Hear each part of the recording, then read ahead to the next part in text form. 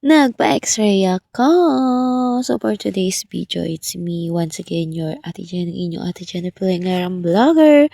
So, for today's video, mga ka-idol, ay samahan nyo ko sa aking journey sa pagpapa-X-ray ko ngayong araw na to. So, ang dami kong araw na pinalipas ng pagpapa-X-ray na ito at pagpapakuha ng sputum. So, kasi natatakot ako sa magiging result. Pero kailangan nating harapin kung ano nga ba yung resulta nitong nakitang result dito sa aking X-ray. So, story kasi inyo. So, ayan, umagang umaga. Hinatid ko muna si Mr. sa kanyang trabaho. So, sabi ko nga sa'yo, ayoko at tinatamad ako. Pero kailangan kasi baka mamaya is magkaroon tayo ng high risk at pagsisihan pa, diba? So, ayan na nga. 8 a.m. na 8:20. So, hinatid ko yung Mr. ko sa kanyang trabaho. Then, sabi ko sa kanya is gagawin ko na yung laboratory. So, ayan nga yung kapatid ko, nadaanan pa namin. So, maaga pa nga ni, siya ay magtitinda niyan. So, eto na nga. At pinadaanan pa rin kami. Taglamig talaga. O, diba? So, ayan na nga. Hinatid ko si Mr. Tapos ay ako ay nagdiretso na sa center. So, kasi noong November ay nagkaroon ng sakit or nagkaroon kami ng trangkasong lahat. Oo. November nagkaroon kami ng trangkaso kaming lahat. And then, naiwan tong mister ko ng pagkakaroon ng trangkaso. So, 2 linggo na siya mahigit. At nagkaroon, pina-check up ko siya dito sa center. And then, pagka pa-check up niya is inoperan kami ni Ma'am Lisette na magpa-X-ray daw kami kasi libre naman. So, sige, nagpa-X-ray yung mister ko at nagpa-X-ray na nga rin ako. At unfortunately, thanks God kasi yung mister ko ay nag-negative siya lahat. So, hindi ko nga dapat napupuntahan yung result ng aming X-ray. Pero, ewan ko, biglang may sumagi sa isip ko na sabi puntahan. At ito yung balita. Ako pa yung nagkaroon ng problema. Kaya nga ito na nga nung kinuha ko yung result ay pinababalik ako for X-ray para daw mas clear at kukuhaan daw ako ng sputum kasi based dun sa X-ray na nakita dun sa aking libre pagpapa-X-ray ay mayroong plema dun sa may both upper ng aking baga, which is hindi ko alam kung ano yan. Kaya nga nagpaulit na lang din ako kasi baka kung kailan malala na siya is saka pa magpapagamot, diba? So, ayan. Ano nga ba yung unang ginawa ko? So, ang ginawa ko is pumunta nga ako dito sa center and then in-interview ko ni Ma'am Lisette. And then, pagka-interview ay ito na. Ito yung mga gagawin at dapat gawin. At, so, yun yung mga dapat gawin at hindi dapat gawin na. Tapos, so, hindi ka naman sinabi na napunta ka dito at kinuhaan ka ng plema at nagpa-X-ray ka, ay may TB ka kaagad, diba? So, hindi ganun. Mas maganda nga at much better na mas nauunahan mo or nalalaman mo. Kaya nga ito, bumalik na ako at ito yung may sabi ni Mama. Pero ma'am, tayo ay ano na ng plema. Tapos ma'am, ito ipapadala ko sa'yo. So, sinilong diagnostic. Hindi ko nga lang alam ma'am, parang 270 po yata. Nabanggit ko na ma'am, kamusta ako? Sana na nga sabi ni Ma'am Lisette ay tatawagin niya si Sir Jerome yung Siniluan Diagnostic Clinic sa Siniluan. So, i-refer niya kasi ako at mag-partner ang Siniluan Diagnostic at ang center dito sa Pami. So, ayun, nagmas na ako at tinatawagan niya si Sir Jerome ng mga minuto na yan. So, habang ako'y nag-aantay, pinagmas niya ako kasi nga syempre may suspicious na hindi ko alam. Pero negative. So, ito yung ating dadahakan at dito yung lugar ng dahakan. So, Hindi ko alam kung bakit nagkaganon yung x-ray ko, pero namin na lang natin yung malalaman. So, ito yung clear your mouth. So, yun dapat gawin. Tamang pagkolekta ng plema. So, pagising sa umaga o bago magbigay ng plema, linisin ng bibig sa pamamagitan ng pagmumumog gamit ng tubig. So, nagtutbrush pa ako. Breath in, out 3 times. So, ayan. Breath in, breath out. Hininga ng malalim at ilabas ulitin ito ng 3 beses. And then, sa pangatlong beses, imbis na ilabas ang hinga, idahak na ang plema at pagkatapos ay ilagay ito sa direkta sa sputum cup. So, game na. May bubok. At ito na nga ni, nung mga nakalipas na araw. So, siguro ko 1 week or 2 weeks yun na yung nakalipas nung lalaman ko yung result. Ay, eto na nga. So, sabi ko, paano ako dadaha kung wala naman akong plema? Hindi, sabi nga ng mister ko, kahit daw walang plema, ay kahit daw laway. So, ayan na nga. At hirap talaga ako. Talagang hirap na hirap akong tumahak. Kasi every time na ano ko, talagang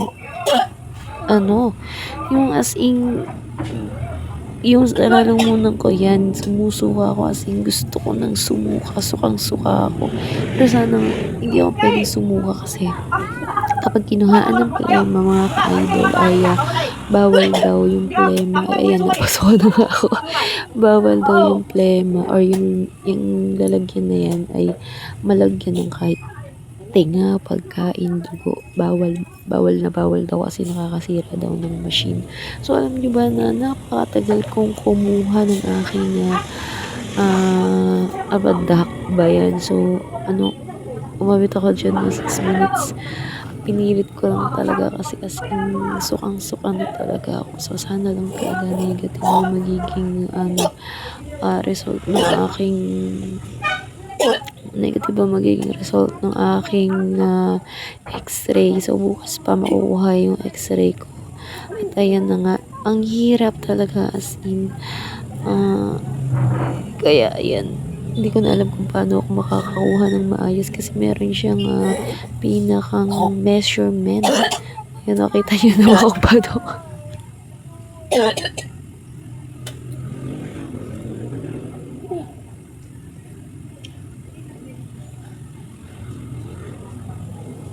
At ito na nga. So, alam mo, maramdaman ko talaga may plema dito sa aking lalamunan. At lalo na kapag ako'y laging kumakain ng matamis, malamig. So, alam ko na mayroon din akong tonsil ng mga nakaraang araw. Kaya hindi ako kumuha talaga. Kasi talagang pag ano mo talaga yung pag ganito mo, ganun. Eh talagang merong dugo talaga na sumasama kasi ganun talaga ako kapag namamaga yung aking tonsillitis. So ganun kahina yung aming mga lalamunan. Alam mo yung konting kumain ka lang na kumain lagi ng chocolate at ng malamig na palamig. Yung bibili ka ng palamig ay sinasabi ko sa iyo mga kamami, mga ka-idol, hindi talaga kaya ng lalamunan ko. Kaya nung minsan paspas ako ng paspas ng kain ng Dunkin' Donut, ng milk tea, ng Coke sa Jollibee, sa McDo. Alam mo yun, yung gantong lifestyle ba? Pero hindi ko naman kaya. At yun na nga, naabot ko na nga. So ito nga pala yung naging result nung x-ray ko, last x-ray. So ayan ay nung November 3 pa.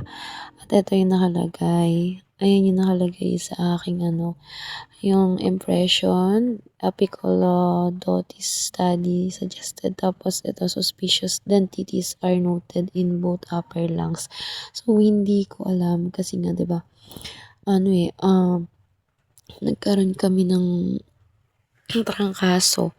So, hindi ko alam yun. Basta, ayoko. At ito na nga, from center ng PAMI, dahil binigyan na ako ng request, ay nagpunta na ako dito sa Siniloan Diagnostic. Sa Siniloan Laguna, kasi dito nga gaganapin tuloy. Dito nga gagawin yung laboratory ko.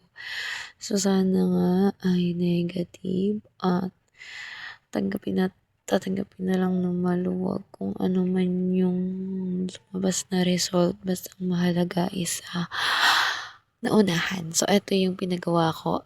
Apiko. So, nagkakalaga siya ng 270 pesos. So, aanhin mo yung 270 pesos, 'di ba?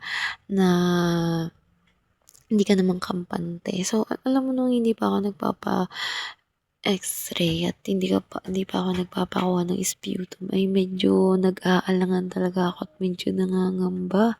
So, nagsumbong nga ako sa aking nanay kaagad at sa aking asawa. At ang sabi nga nila is tiwala lang, negative yan. So, sana nga talaga negative. Pero, syempre hindi natin masasabi yan, diba? Kung ano man yung lumabas is pagsubok ba. Ganon, diba? So, ayan na nga ni. Waiting lang. At eto na nga. Pagkatapos ng medyo ilang minuto ay pinaakyat na ako dito sa laboratory, sa x-ray room. So, sa lahat ng papa-x-ray. So, ito yung mga paalala. Pag nagpa-x-ray ka, bawal ano ba yan? Bawal ang anumang alas, bawal ang bra, bawal ang damit na may buton. So, ako ay pinagtanggal lang ng bra. Ayan.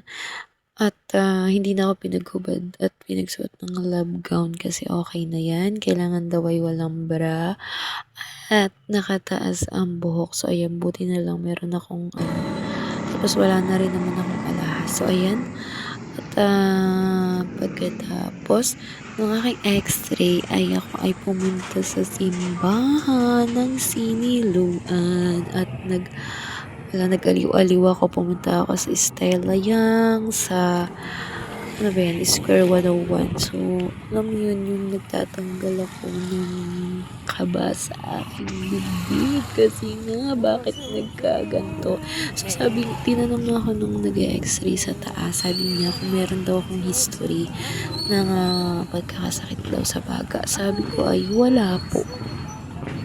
So, wala. So, yun na nga, sabi ko, wala po akong history nang nagkaroon ako ng sakit sa baga. At ito na nga, sabi sa akin, nung nag-x-ray, ay hindi niya rin daw naman alam, pero hindi siya sure kung ano rin, kasi sabi niya sa akin, kasi daw yung mga libre daw na mga x-ray is mga nagmamadali daw yan. So, sana daw ay negative nga. At talaga nga, sana nga talaga ay negative. Yan ha. So, hindi naman niya sinisiraan yung mga libreng x-ray. Pero, minsan daw, ganun daw. Sana nga ganun lang. At, kipraying lang ngayong magdamag hanggang bukas. Kasi, ipababasa pa yun sa radiologist at sa doktor. Ay, nako, hindi ko alam kung ba't nagkaganito. So, bahala na si Lord. Kasi wala naman talaga akong nararamdaman ng mga sintomas. Para lang laging merong plema sa lalamunan ko. So, ayun lang. Thank you for watching at abangan niyo yung part 2.